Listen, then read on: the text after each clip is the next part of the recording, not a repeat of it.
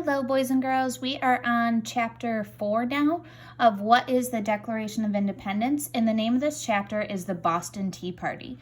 Probably before you may have heard of this event in history, but this is one of the things that the colonists did to really show that they were not happy with British rule and King George.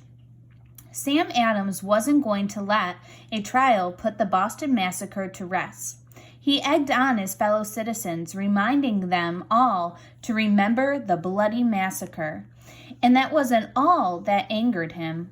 Once again, King George and Parliament aggravated the situation in America. The Tea Act was passed, which forced colonists to buy tea only from a British tea company.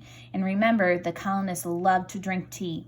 The Tea Act was too much. And here's a little bit about Sam Adams and the Sons of Liberty.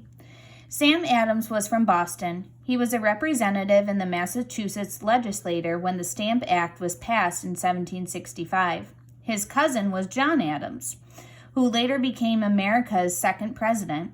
Samuel was much more hot-headed than his cousin. And when we think of someone who's hot-headed, that means they have a little bit of a temper.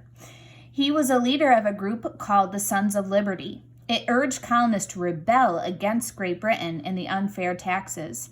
Other members included Patrick Henry, Paul Revere, and John Hancock, who are all big players in the Revolutionary War that's going to come. These men met secretly to come up with ways to fight the king. The Sons of Liberty used propaganda to feed the anger of the colonists. Propaganda is information that tries to convince people of certain ideas. Adams and his friends used posters and newspaper cartoons and pamphlets to show how unfair the king and his laws were. Sam Adams had a knack for stirring up crowds. Sometimes this led to violence. Sometimes British customs officers were captured and then tarred and feathered. And that is exactly what it sounds like, guys. And if you see it right here, that was a punishment. They would put tar on people and then put feathers on top of them. Colonists poured hot tar on them and then covered them with feathers. And the homes of some British commissioners and military leaders were destroyed. Not all of the Sons of Liberty were in favor of these violent acts. But America's freedom from Great Britain and the King George III was Sam Adams' only goal. He was one of the most popular and most important leaders in the American Revolution.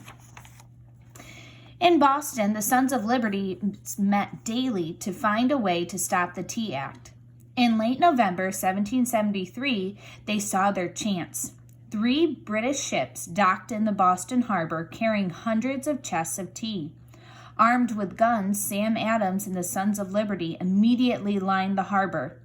They did not let the British unload the tea from the ships. Every day and every night, Boston citizens kept watch at the harbor, making sure the tea stayed right where it was. The standoff lasted more than 2 weeks. Then, on December 16, 1773, Adams and the Sons of Liberty decided it was time to do something daring. They would get rid of all the tea once and for all. Think about how much money Great Britain would lose if they lost all that tea. That very night, some 200 men and teenage boys disguised themselves as Native Americans. The crowd marched onto the docks at the Boston harbor. Because only a few British soldiers were guarding the docks, they could not put up a fight. They let the large armed crowd board the 3 boats. In 4 hours, the protesters dumped 300 crates of tea, 46 tons of tea leaves into the bay.